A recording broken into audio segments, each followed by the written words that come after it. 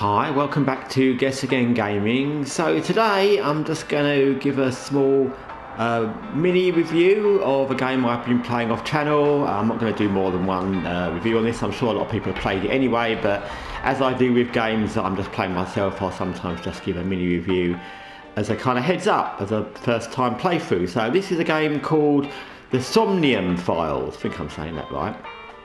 As you can see, it's a kind of anime game.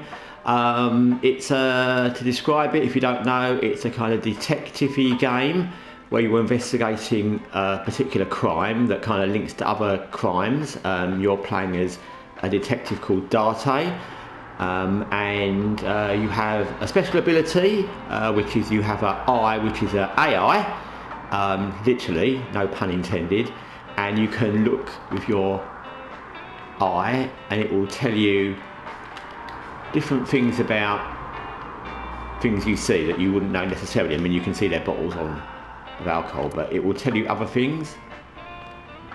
That's our friend, young friend. But it will tell you different things and you use that to investigate. So that's the basic premise. There's other things to it, but I'm simplifying it a lot. But you use that to talk to people. So there you go, and you can say different things. She's a young girl that's the daughter of a friend we have we've been looking after, so that's how she comes into it. But she's more involved in that, but I'm not going to go into the whole plot because that's not the point of this video. And you can ask her different questions. So, this game, firstly, you don't move your character around. As you can see by what I'm doing, you just move the cursor and that's how you do everything. You don't physically move your character, so to do anything you have to just move this around, and that's how you'll investigate the area. Like I said, you can talk to different people. It's quite fun. One of the things I found slightly irritating as I played it, and it's not many, is that there's often times when you get to a crime scene or a room that you're meant to do something in or find something in, and until you find all the bits you're meant to find, it won't let you come out of that room or area until you've done it. And sometimes that can be a bit frustrating because you'll click on every single thing you can find and trying to find the thing that gives you a clue. Sometimes you clicked on a thing once and it didn't have what you expected, but then later on you'll click on it again, like that, it's nothing particularly on it, but maybe later if I clicked on it a second time, after I do something else, it will be. So there's been times when I've been stuck in an area for 10-15 minutes trying to find the right thing to click on to finish the investigation in that room, which can be a little bit annoying. And I would say it makes the game a bit slow sometimes because the game isn't fast paced anyway, which is fine.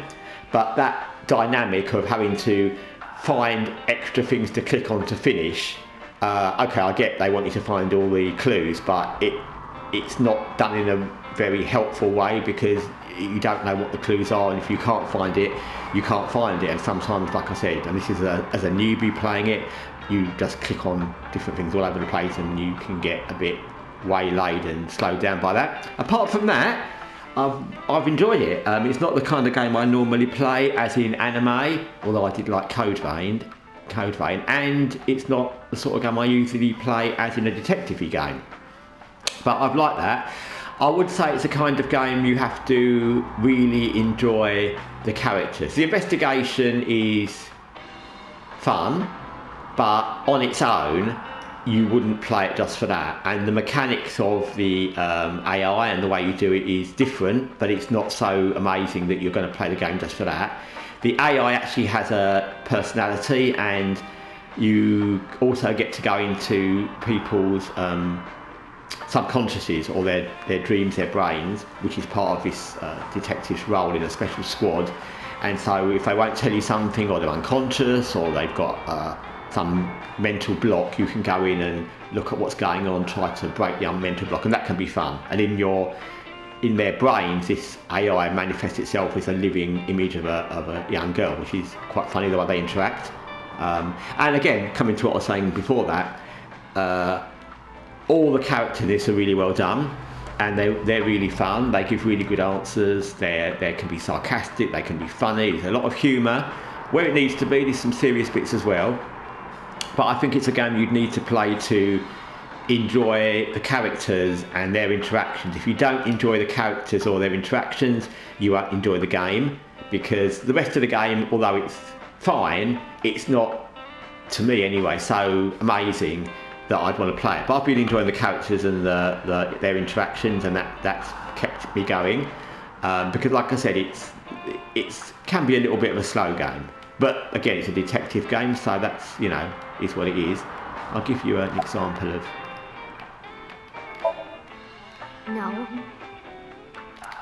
And what do you mean by that?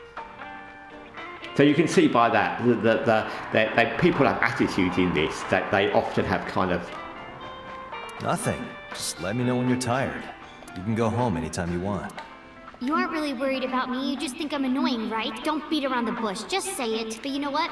It wouldn't matter anyway, because I'm not going home.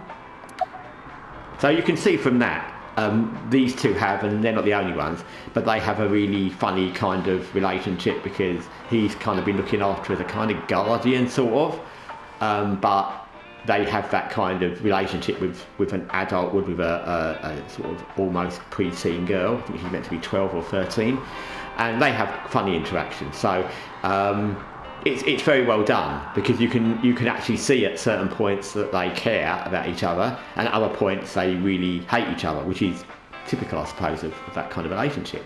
So it's a game I've enjoyed. It's not a game for everyone. I did kind of read up a little bit on this game before I got it, and I got it in a sale, as I get loads of games, and I play loads of different games, and these games I don't even ever play, I just buy them in sales and then leave them in my library forever. But it's a game I'd recommend if you've listened to all the things I've said about it, and you think you're like the setting and the characters and the way it's done, the other parts will flow, the way the AI works, the detective parts, that will all be fine. If you don't like the characters or the anime part or the way it's done, the detective part and the AI thing will just be annoying, and you won't play just for that. Anyway, like I said, it's a game I'm enjoying. I intend to continue playing it because it's a game that's quite, like I said, it's not a fast moving game. So even compared to turn-based strategy games, it's not fast moving. So it's a game that I just play when I'm chilling, really, and that's good. That's a good thing. So all games can't be fast paced and have decisions all the time that are going to be life and death if you make one click wrong. So it's a good game. I've enjoyed it. I would recommend it, like I said, if you like all the things about it that I said. Anyway, thanks for watching Guessagaingaming. Till next time, take care for now.